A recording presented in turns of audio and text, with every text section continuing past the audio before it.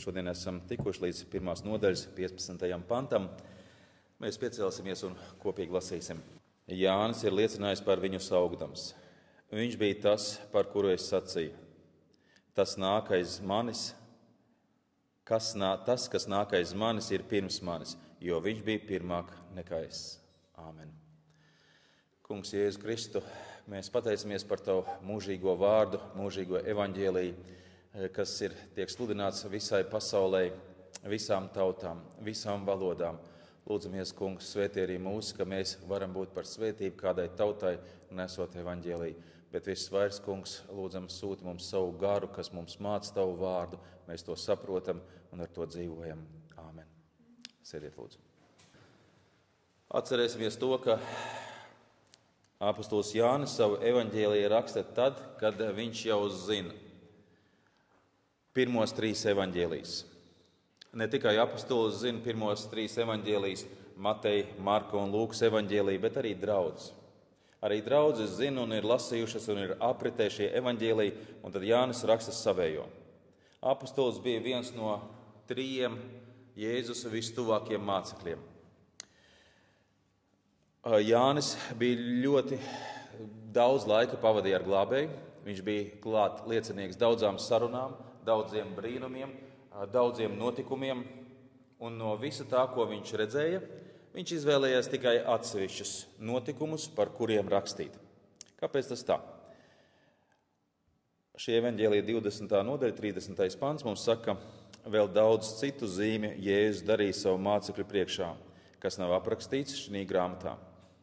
Tam bija iemesls. Jēzus darīja daudz, bet no tā visa viņš nolēma uzrakstīt tikai par dažiem notikumiem. Vēl 21. nodaļa, 25. pants. Bet ir vēl daudz citu lietu, ko Jēzus darīja.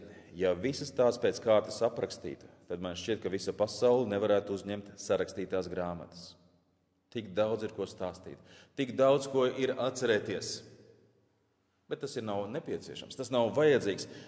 Apostolis izvēlās tikai atsevišķus notikumus. Un ar šiem notikumiem, dažiem aprakstītiem notikumiem pietiek.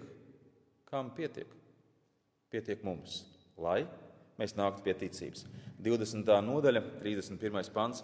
Bet šīs ir rakstītas, lai jūs ticētu, ka Jēzus ir Kristus, Dieva dēls, un lai jūs pie ticības nākuši dzīvību iegūt viņu vārdā.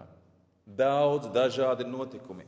Jānis bija klāta, redzēja, dzirdēja, zināja. Jēzus vēl papildus skaidroja, bet viņš izvēlās tikai dažus. Tas, kas ir uzrakstīts ļoti būtiski, ar īpašu mērķi, ar īpašu uzdevumu. Bez evaņģēlija cilvēks nevar nākt pie ticības. Nedzirdot evaņģēliju, nesaprotot evaņģēliju, cilvēks nevar iegūt glābjošo ticību. Bez evaņģēlija cilvēks nevar iegūt glābšanu, bez evaņģēlija cilvēks nestaigā spēkā, viņam nav spēka. Ir gan šodien populāri runāt, piepildīties ar garu, kļūt garu stipram, staigāt garā, visi tie ir tukši vārdi, nekas vairāk. Ja nav piepildījums ar evaņģēliju. Šodien mēs arī varam redzēt daudz kristiešus, kuri runā par spēku, bet tajā pašā laikā viņi ir diezgan vāji, nestabili. Un kāpēc tā? Iespējams, ka kaut ko būtisku ir palaiduši garām, lasot evaņģēliju. Un tāpēc mums ir jāpieliek pūles, jāpieliek ir spēks, lai Bībeles lasīšana būtu mūsu neatņemama sastāvdaļa. Līdzīgi tā kā elpošana. Kā mēs elpojam, bez elpošanas mēs ātri nomirsim. Bez evaņģēlija tāpat. Cilvēks nomirst, viņš neelpo, viņš nedzīvo, viņam nav spēka. Evaņģēlijs ir pamats mūsu ticībai un kā mēs augam.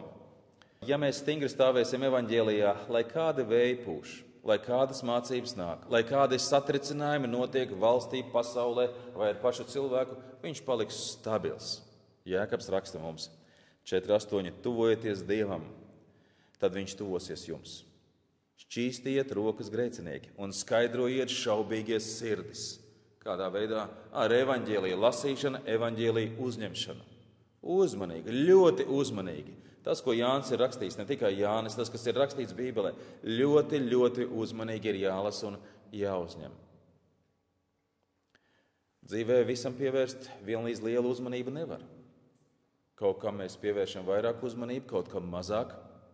kaut ko mēs vispār palaižam gar ar ausīm. Un domājot par saviem skolas gadiem, man jāatskatās un jāsaka, ka būtiskām lietām es gāju garām. Un mazsvarīgām lietām es veltīju laiku, pūles un enerģiju.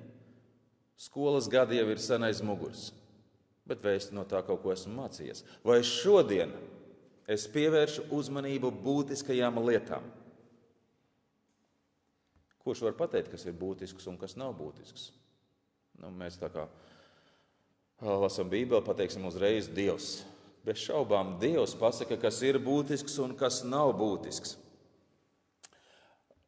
Dievs savu gribu ir atklājis caur evaņģēliju.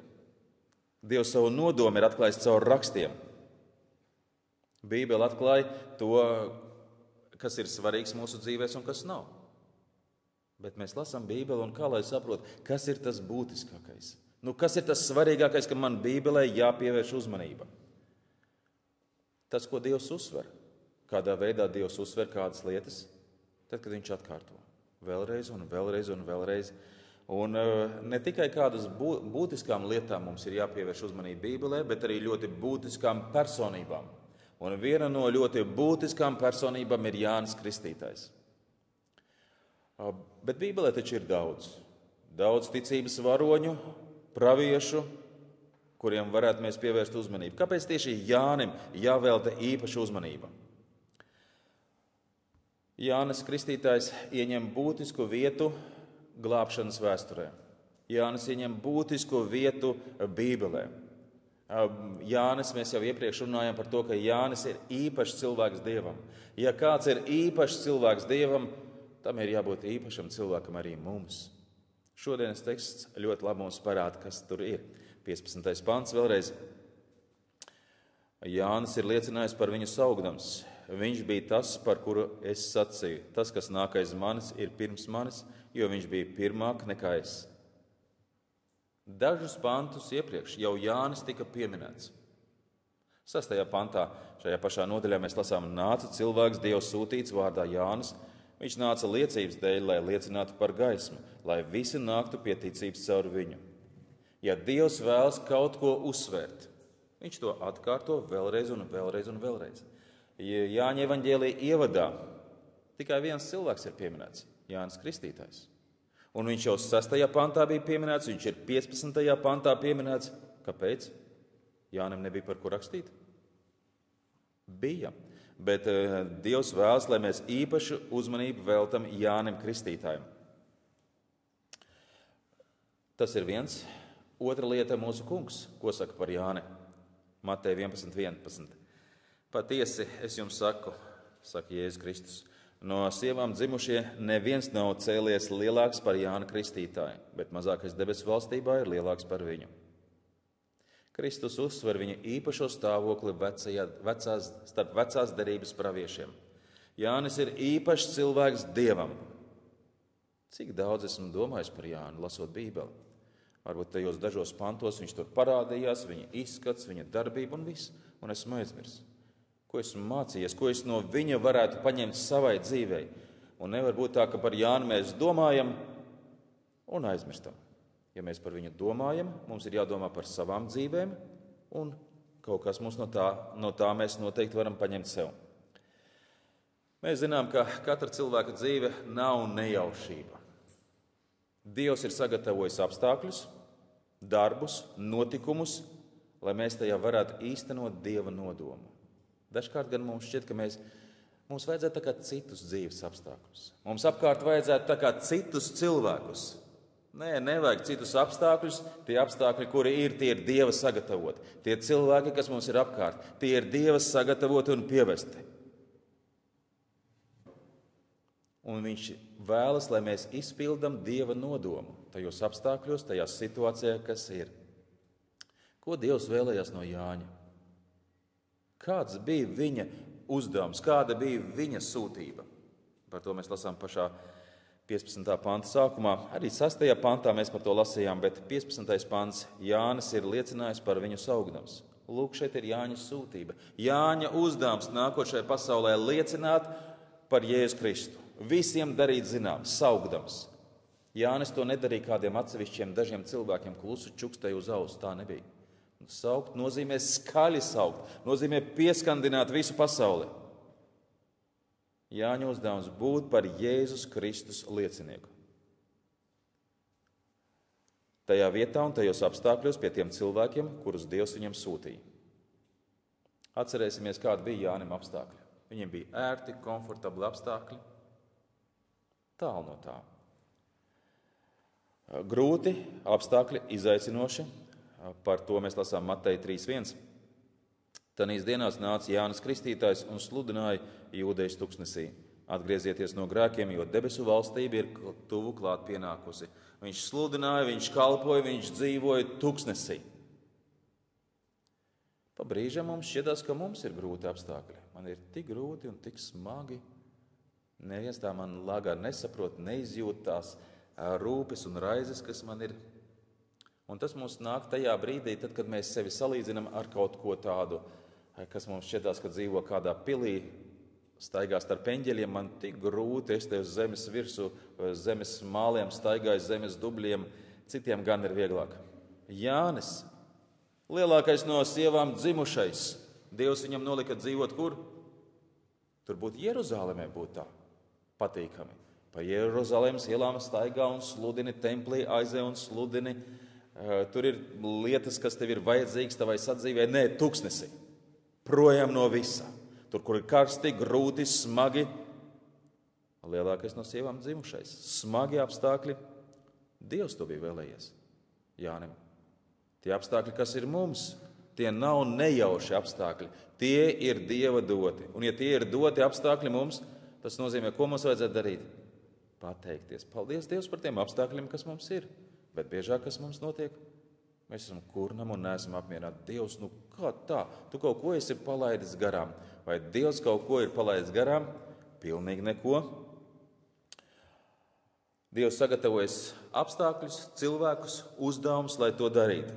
Dievs pie Jāņa sūtīja ļoti dažādus cilvēkus. Un šiem daudziem dažādiem cilvēkiem no dažādām sociālām grupām, ar dažādu nodarbošanos, dažādu izglītību, viņš sludināja vienu vēsti – atgriešanos no grēkiem. Mateja 3.5. Tad pie viņa izgāja Jeruzāleme un visa Jūdeja un visi Jordānas apgabals, un tika viņa kristīti Jordānas upē, izsūdzēdams savus grēkus. Bet redzēdams daudz farizēju un saduķeju nākam kristīties, viņš tiem sacīja: jūs oģu dzimums, kas jums mācīja bēgt no nākamās dusmības? Tie ir tikai viena cilvēku daļa. Pie viņa nāca arī pagāni. Pie viņa nāca Romas okupācijas karaspēka pārstāvi, karavīri, un viņš viņiem sludināja to pašu: atgriežieties no grēkiem. Ebrejiem viņš sacīja: atgriežieties no grēkiem, lai pie kādas partijas, reliģiska virziena viņš pieder, atgriežieties no grēkiem. Nāk okupācijas karaspēka pārstāvi, romiešu karavīri, atgriežieties no grēkiem. Viena vēsts visiem, arī valdniekam. Viņš sacīja, ko? Valdnieki, tev gan bija runa lieliska, tev gan bija rati tādi ar tādiem zirgiem. Wow! Nekas par zirgiem, nekas par ratiem, bet Herodam vajadzētu atgriezties no grēkiem. Viena vēsts visiem. Tā bija viena lieta, ko viņš sacīja, un vēl viņš sacīja, tad nu dzīvojiet tā, ka var redzēt, ka jūs esat atgriezušies no grēkiem. Un tā domājot par to, ko Jānis sludināja, ir jādomā arī par mums. Mūsu problēma bieži vien, ka mēs baidamies no cilvēkiem. Baidamies no viņu ieņemamiem amatiem, baidamies, ko viņi padomās, ko viņi teiks. Bet kāpēc Dievs ļauj mums sastapt dažādas cilvēkus savā ikdienā? Nu kāpēc? Klačiņu uzsist, kaut ko jaunu uzzināt, padalīties ar to, kur ir kaut kāda izdevīga preci var dabūt vai mantu. Kāpēc Dievs sūta mums dažādus cilvēkus? Lai mēs viņiem pastāstam par Jēzu Kristu. Visi Jēzus Kristus sakotāji ir viņa liecinieki. Nevar būt, ka ir Jēzus sakotais, bet nav viņa liecinieks. Mēs zinām šo rakstu vietu Apostoļu darbi 1.8. Bet jūs dabūsiet spēku, kad Svētais Gars būs nācis pār jums, un būsiet mani liecinieki kā Jeruzālēmē, tā visā Jūdejā un Samarijā un līdz pašam pasaules galam. Būsiet mani liecinieki. Visi Jēzus Kristus sekotāji ir Jēzus liecinieki. Ja mēs neliecinām par savu glābēju, Ko tas norāda? Tam varētu būt vairāki iemesli. Varbūt cilvēks ir tikai reliģiozs. Nākšana uz dievkalpojumiem nepadara cilvēku par Jēzus mācekli. Bībeles lasīšana, orientēšanās Bībelē nepadara cilvēku par Jēzus mācekli. Ir vajadzīga atgriešanās. Un tad, kad cilvēks ir atgriezies, viņā dzīvo svētais gars. Ko dara svētais gars? Liek augstāk lekt, liek skaļāk bļaut, liek vārtīties pa grīdu, dzīvnieku balsī ķērkt un bļaut. Es domāju, ka tā ir svētā gara zaimošana. Ko dara svētais gars? Vēstule romiešiem 8:9.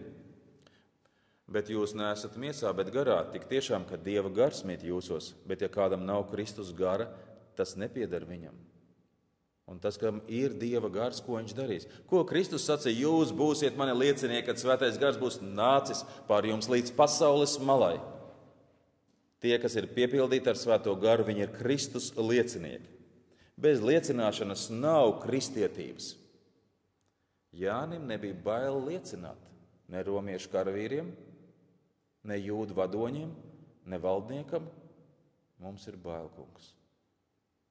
Bieži vien mēs paklusējam, pasakām, es arī ticu, man arī ir mājās Bībele, un varbūt arī ar to visas sarunas beidzās, vai arī mēs kaut ko cilvēkam pasakām, tev vajag tā gaišāk skatīties uz dzīvi, tā priecīgāk. Kāpēc mēs tā baidamies? Kāpēc šodienas kristietība ir līdzīga, varētu salīdzināt ar partizāņiem? Partizāņu kristietība. Varētu būt partizāņu draudze. Kāds tāds smuks nosaukums. Īstā Kristus partizāņu draudze. Kas ir partizāns? Viņš dzīvo mežā, neviens nezina, kur viņš atrodas. Brīžam viņš iznāk ārā, kaut ko uzspridzina un atkal pazūd. Šodienas kristietība tā ir, draugi. Nezinu, no kurienes viņi ir uzradušies, uztaisījuši akciju un pazuduši. Un atkal viņus neviens nezina, kur viņi ir, kā viņi dzīvo, ko viņi domā, kas ir viņu vērtības, kas ir viņu pārliecība. Bet akciju vajag uztaisīt. Uztaisīsim atkal akciju skaļi, lai visi dzird, un atkal pazūdam. Jānis Kristītājs nebija tāds kristīgais partizāns. Viņš nostājas visas tautas priekšā un liecināja par Kristu. Tāpēc, ka viņš bija nomiris sev un dzīvoja Dievam. Nav svarīgi, ko cilvēki par mani domās. Ir svarīgi, ko Dievs par mani domās. Ir svarīgi, uz ko Dievs man ir aicinājis. Tas ir tas svarīgākais. Un Jānis stāvēja savā aicinājumā un savā pārliecībā. Nav svarīgi, ko cilvēks Herods par mani padomās. Saduķēji, farizēji vai Romas karavīri. Kungs, ko tu par mani domā?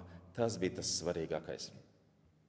Jānis Kristītājs nebija kāds ekstravagants pravietis, kurš mēģināja izcelties ar savu ārējo izskatu, ar savu dzīvesvietu tuksnesī, askētisku dzīvesveidu un cilvēku statusu neievērošanu. Tas nebija tas galvenais. Vēl Jānis Kristītājs nesāk no baltas lapas. Viņš turpina to vēsti, kas jau bija līdz viņam sludināta. Par to mēs runājām jau iepriekš. Viņš sludina to vēsti, ko sludina vecās derības pravieši. Viņš mācīja tautu nožēlot grēkus un gaidīt glābēju. Vēlreiz mūsu šodienas teksts. Jānis ir liecinājis par viņu saukdams. Viņš bija tas. Nevis kaut ko jaunu. Viņš sludināja, viņš bija tas, par ko runāja vecā derība, par ko sludināja vecās derības pravieši. Bībele ir pārsteidzoša grāmata. Mēs zinām, ka Bībele veido 66 grāmatas.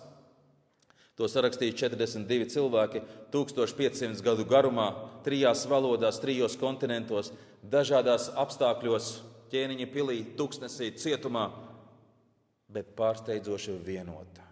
Viena vēsts, viena mācība viscauri Bībelei. Kas garantē šo vienotību? Dievs. Dievs garantē, ka Bībele ir nekļūdīga, to saka Dievs. Tas ir Dieva vārds. Vecā derības raksti un jaunās derības raksti nav pretrunā viens otram. Vecās derības raksti un jaunās derības raksti tā ir viena grāmata, viena mācība, kas vīs cauri Bībelei. Un Jānis sludināja šo mācību. Viņš sludināja to, ko sludināja pravieši līdz viņam. Jānis Kristītājs bija īpašs cilvēks, bet viņš nebija tāds vientuļais vilks. ekstravagants pravietis, viens pats tur tuksnesī mēģina sludināt un cilvēks atgriezt. Nē, Jānis sludināja, viņam bija mācekļi, viņš nodeva šiem mācekļiem mācību, ko viņš bija saņēmis no Dieva. Dažas vietas, kas mums parāda, ka Jānim bija mācekļi, Jāņa evaņģēlijas 3:23 un uz priekšu, bet arī Jānis kristīja Ainonā netālu no Salimas, jo tur bija daudz ūdens, un ļaudis gāja un lika kristīties, jo Jānis vēl nebija iemests cietumā. Tad izcēlās vārdu maiņa starp Jāņa mācekļiem un kādu jūdu par šķīstīšanos. Jānim bija mācekļi. Tā ir Bībeles neatņemama mācība, māceklība. Viņš to vārdu, ko viņš bija saņēmis no Dieva, nodeva tālāk mācekļiem. Un šeit konkrēti bija runa par to, ka Jānis bija mācījis par šķīstīšanu. Kas ir šķīsts un nešķīsts, kas ir svēts un nesvēts. Kad cilvēks sagānās un kad cilvēks nesagānās. Vēl viena raksturvieta Lūkas 11:1. Un notika, ka viņš kādā vietā lūdza Dievu, tas ir Kristus. Kad viņš bija beidzis lūgt, tad kāds no viņa mācekļiem sacīja viņam: Kungs, māc mums Dievu lūgt itin, kā arī Jānis ir mācījis savus mācekļus. Jānim bija mācekļi, un viņi tika mācīti. Ne tikai par šķīstīšanu, par šķīstu dzīvi, bet arī par to, kas ir lūgšana, lūgšanas nozīme un lūgšana vieta. Ticīgam cilvēkam vienmēr jātop mācītam. Jāņa uzdevums bija atgriezt cilvēkus, sagatavot cilvēkus Kristus atnākšanai, un viņš mācīja cilvēkus bīties Dievu. Viņš mācīja savus mācekļus bīties Dievu. Mācekļu prakse nebeidzas līdz ar Jāni. Mēs zinām, kā arī mūsu kungs, ko viņš darīja. Viņš sagatavoja sev mācekļus. Viņam bija mācekļi, kuri tika mācīti. Nav iespējama māceklība bez mācības. Šodien gan ir populāra kristietība, māceklība bez mācības. Tas ir absurds, tas ir neiespējami. Māceklis var būt tikai tad, ja ir mācība. Mateja 5:1 mēs lasām. Kad viņš ļaužu pulku redzēja, viņš uzkāpa kalnā un nosēdās, un viņa mācekļi sapulcējās pie viņa. Divas cilvēku grupas. Ļaudis dzirdēja, viņi labprāt nāca, klausījās Jēzu, skatījās uz viņu brīnumiem, bet tur bija mācekļi. Atšķirībā no pārējiem, šis pants mums parāda, ka viņi bija tuvāk Jēzum. Mācekļi vienmēr nāk tuvāk Jēzum. Viņi mācās. Cilvēki, kuri bija reliģiozi, viņi nāca, paklausījās un aizgāja. Nāca, paklausījās un aizgāja. Bet mācekļi palika pie Jēzus, tuvāk pie Jēzus un uzņēma mācību. Tad, kad mūsu kungs beidz savas zemes gaitas, viņš nodod draudzei pavēli. Kādu? Mateja 28:19. Tāpēc ejiet un dariet par mācekļiem visas tautas, tās kristīdami Tēva, Dēla un Svētā gara vārdā. Tās mācīdami turēt visu, ko es jums esmu pavēlējis, un redzi, es esmu pie jums ikdienas līdz pasaules galam. Ejiet un dariet par mācekļiem. Taisiet koncertus, taisiet konferences, taisiet akcijas. Nē. Visam ir jābūt pakārtotam šīm vienam mērķim – darīt tautas par mācekļiem. Cilvēks to par mācekli, ja tiek mācīts Bībeles mācībā. Apostuļi bija paklausīgi savam kungam. Jānim Kristītājiem bija mācekļi, Jēzum bija mācekļi, apostuļiem bija mācekļi. Apostuļu darbi 6:1. Tanīs dienās mācekļu skaitam pieaugot, helēnistu starpā radās kurnēšana pret ebrejiem, ka viņu atraitnes dienišķa apkalpošana netiek ievērotas. Tanīs dienās mācekļu skaitam pieaugot. Nevis apmeklētāju skaitam, nevis draudzes locekļu skaitam, bet mācekļu skaitam. Un par to visu domājot, Jānis sludina mācību. Jānis māca mācekļus. Jādomā mums par šo mūsu laiku. Kāda mācība šodien tiek mācīta? Kas tā ir par mācību? Vai šodien ir māceklība? Ko mācīja Jānis Kristītājs? Ko mācīja mūsu kungs? Ko mācīja apostuļi? Šodien māceklība ir reti sastopama. Galvenā kristietības iezīme ir nākšana uz dievkalpojumiem svētdienās, šādi tad arī nedēļas laikā, bet kā māceklība ir diezgan maz. Un tad, kad mēs šodien skatāmies apkārt, mēs redzam katoļiem savu mācību, luterāņiem savu mācību, adventistiem savu mācību. Kura ir īstā mācība? Kura? Kristietībā ir tikai viena mācība. Tikai viena. Apostoļu darbi 2.41, kas viņa vārdus uzņēma, tas ir evaņģēlija. Tos kristīja un tanī dienā tiem pievienojās ap 3000 dvēseli, un tie pastāvēja apostoļu mācībā, sadraudzībā, maize laušanā un lūkšanās. Tie pastāvēja apostoļu mācībā. Ir tikai viena mācība, apostoļu mācība. Nav luterāņu, baptistu, adventistu, katoļu vai vēl kāds. Ir tikai viena apostoļu mācība. Ja nav apostoļu mācības, tad nav māceklības un nav kristietības. Ir pseidokristietība, ir pašizdomāta kristietība, kas nav saistīta ar Bībeli un ar Dievu. Un tad ir vērts pajautāt, kādu kristietību es praktizēju. Vai tā ir Bībeles kristietība vai kāda cita? Un atrodot atbildi uz šo jautājumu, varētu pajautāt tālāk sev. Kas par to liecina? Vai es esmu māceklis, vai stāvu Bībeles mācībā, apostoļu mācībā? Kas par to liecina? Mūsu šodienas tekstā Jānis Kristītājs māca par Kristu, par cilvēkiem, par cilvēku vietu Dieva plānā. Vēlreiz šodienas teksts. Jānis ir liecinājis par viņu, saukdams. Viņš bija tas, par kuru es sacīju, tas, kas nāk aiz manis, ir pirms manis, jo viņš bija pirmāk nekā es. Bībelē nav viss vienlīdz skaidrs. Ir jautājumi, kuri ir mazāk skaidri, un ir jautājumi, kuri ir vairāk skaidri. Bet par dažiem jautājumiem ir jābūt ļoti skaidriem. Par to, kas ir Dievs un kas ir cilvēks. Par to, kāds ir iespējams attiecības starp Dievu un cilvēkiem. Kā man ir jādzīvo. Kādam ar raksturam man ir jāveidojas. Apostoļu mācības sniedz atbildi pilnīgi uz visu. Mūsu situācija, kur mēs katrs atrodamies, nav unikāla. Man ir tik unikāla situācija, ka neviens man nevar dot padomu. Ka Bībelē pietrūkst padomu manai situācijai. Nē, Bībelē ir atbildi uz visām situācijām, visos apstākļos. Un tā kā apostoļu mācības sniedz atbildes uz visu, mums ir katram jāatrod laiks, pietiekami daudz laika lasīt Bībeli individuāli. Mums jāatrod laiks nākt uz mazajām grupām, jāatrod laiks nākt uz dievkalpojumiem un aktīvi tajos jāpiedalās. Māceklībai ir jābūt prioritārai. Jānis tika sūtīts. Māceklība viņam bija prioritāra. Viņš gatavoja cilvēkus Kristus atnākšanai. Kam mēs gatavojamies? Kam mēs ejam pretī? Kristus otrajai atnākšanai. Un ja mēs negatavosimies tam, tad būs tā kā ar Herodu, ar rakstu mācītājiem. Visi zina, bet nav gatavi. Katras mācības spēks parādās praksē. Kā tad bija Jāņa mācība? Un mēs lasām par Jāņa praksi. Ko viņš praktizēja savā dzīvē? Pats sākums. Viņš praktizēja ko? Liecināšanu. Viņš tika sūtīts, lai liecinātu. Viņš praktizēja liecināšanu. Viņš mācīja saviem mācekļiem liecināšanu. 15. panta sākums, tā ir prakse. Ne tikai Jāņa sūtība, bet tā ir viņa prakse. Jānis ir liecinājis par viņu saukdams. Domājot par Jāņa Kristītāja dzīvi, mums ir jānāk pie acīm redzamas lietas arī šajā 15. pantā. Viņš bija pazemīgs cilvēks. Kristus viņu sauc par lielāko no sievām dzimušo. Bībelē viņš ieņem īpašu vietu.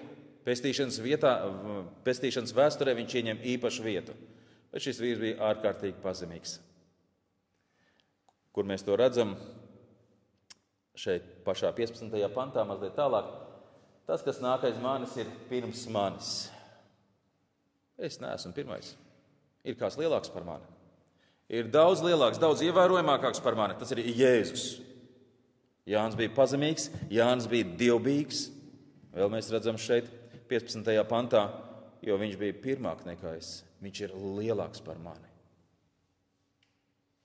Tad, kad mēs ar Dievu lūdzam, tad, kad mēs pie Kristus griežamies, kā mēs viņu lūdzam? Dažkārt ir tā, ka mēs lūdzam viens uz vienu. Jēzus, vai tu neredz, kas notiek manā dzīvē? Tev vajadzēja jau sen kaut kādas lietas pamainīt. Tos kādus cilvēkus paņemt nost un kādus apstākļus man uzlabot. Kā mēs attiecamies pret Kristu? Vai tur ir redzama bijība? Ja nav bijības, vispārējais ir liekas. Nekādas garīgas izaugsmas nebūs. Nekādas staigāšanas garā nebūs. Bez bijības Kristus priekšā. Vēl pie Jāņa redzam Mateja 3:13. Tanī laikā Jēzus nāca no Galilejas pie Jāņa Jordānas krastā, lai tiktu viņa kristīts. Bet Jānis tam pretojās un sacīja: man vajadzētu tikt tevis kristītam, un tu nāc pie manis. Bet Jēzus tam atbildēja un sacīja: tam tā jānotiek, jo tā mums vajag piepildīt visu taisnību. Tad viņš to atļāva. Jēzus, tu esi lielāks par mani. Man vajadzētu būt tevis kristītam. Un šajā notikumā mēs redzam gan Jāņa pazemību, gan Jāņa bijību, gan Jāņa paklausību. Nē, tam tā ir jānotiek. Ar prātu varbūt kaut ko grūti ir saprast, ka Dieva dēls tiek kristīts no cilvēka. Paklaus, Jāni. Dari. Un ko dara Jānis? Paklaus. Jaunajā derībā tik daudz mums ir sacīts, kas mums ir jādara. Atmetiet veco un paņemiet jaunu. Novelciet tumsu un apģērbiet gaismu. Cik daudz no tā tiek darīts? Izlasām, atrodam pareizo atbildi un šķiram tālāk. No Jāņa mēs redzam paklausību. Ikdiena un ārkārtas apstākļi parāda, kam tad mēs īstenībā ticam. Kas ir tā mācība, uz ko mēs balstāmies, par ko esam pārliecināti. Pateicīgi, pieticīgi Jānim bija apstākļi, varbūt pat smagi apstākļi, bet tas nav viss. Jānis tiek iemests cietumā par savu kalpošanu. Par to, ka valdniekam nepatika, ka viņš sludināja un liecināja par to, ka valdniekam ir jāatgriežas no grēkiem. Valdniekam nepatīk un Jānis tiek iemests cietumā. Ja mums tā būtu, mēs jautātu: Dievs, par ko? Par ko man tas viss? Es biju tev uzticīgs, es biju pazemīgs, paklausīgs, darīju visu, ko vajag, man tā jau tie apstākļi tuksnesī pilnīgi jau bija, es nezināju, kur doties tālāk. Un tu vēl mani iemet cietumā. Tu ļauj mani, ka mani arestē un ieliek cietumā. Par ko tas? Jānis bija pateicīgs, es domāju, līdzīgi tā kā Pāvils ar Sīlu. Kas notika tad, kad viņi tika piekauti, pazemoti, saslēgti dzelžos, iemesti cietumā? Viņi ar Sīlu dziedāja slāvas dziesmas. Domāju, ka arī Jānis bija tāds, kurš pateicās Dievam par šiem nepatīkamiem apstākļiem. Tad, kad mums nāk nepatīkami apstākļi, ko mēs darām? Dievs paņem ātrāk to projām. Es to neesmu pelnījis. Pateicieties par tiem apstākļiem, kuros esam. Jānis paliek uzticīgs Dievam. Un uzticība ir viena no Bībeles tādām fundamentālām lietām. Uzticīgs. Kur izkrita cauri pirmie cilvēki? Neusticībā. Kur Izraels pazaudēja tās lielās svētības, ko Dievs viņiem deva? Neusticībā. Jānis paliek uzticīgs, un šim uzticīgajam vīram, šim īpašajam cilvēkam Dievu priekšā, viņam nocert galvu. Par ko? Par uzticību. Par uzticību ir jāmaksā. Toreiz Jānim bija jāmaksā par uzticību. Arī šodien par uzticību ir jāmaksā. Padomu laikā tie mācītāji, kas bija uzticīgi Dievam, viņi maksā ar to, ka viņiem atņēma sludināšanas licences. Viņus lika cietumā, sūtīja izsūtījumā, lika cietumos. Par uzticību ir jāmaksā. Atklāsmes grāmatā mēs lasām. Atklāsmes 2:8. Un Smirnas draudzes eņģelim raksti, tā saka pirmais un pēdējais, kas bija miris un tapis dzīvs. Es zinu tavus grūtumus un nabadzību, bet tu esi bagāts, un ka tevi zaimo tie, kas saucas par jūdiem un nav tādi, bet ir Sātana sinagoga. Nebīsties par to, ka tev būs jācieš. Nebīsties. Kristus iedrošinājuma vārds. Nebīsties par to, ka būs grūti un smagi un jācieš. Redzi, velns metīs cietumā kāds no jums, lai jūs tiktu pārbaudīti. Jums būs bēdas 10 dienas. Esi uzticīgs līdz nāvei, tad es tev došu dzīvības vainagu. Ar Jāni tā bija. Viņš bija uzticīgs līdz nāvei. Viņš nemainīja liecību, viņš nemainīja mācību. Viņš bija uzticīgs visur, kur viņš bija. Jānis Kristītājs bija īpašs cilvēks Dievam, īpašs cilvēks glābšanas vēsturē, īpašs cilvēks Kristus draudzē. Viņam jābūt īpašam arī mūsu dzīvēs. Un domājot par Jāni, uzdot sev dažus jautājumus. Kas ir mana sūtība? Mūsu dzīves nav nejaušība. Tev ir noteikts uzdevums no Dieva, kas tev ir jāpaveic. Kas ir tava sūtība? Vai tu esi Kristus māceklis? Vai tu turies pie apustuļu mācības? Kā praktiski izpaužās tavu sekošana Kristum? Āmen.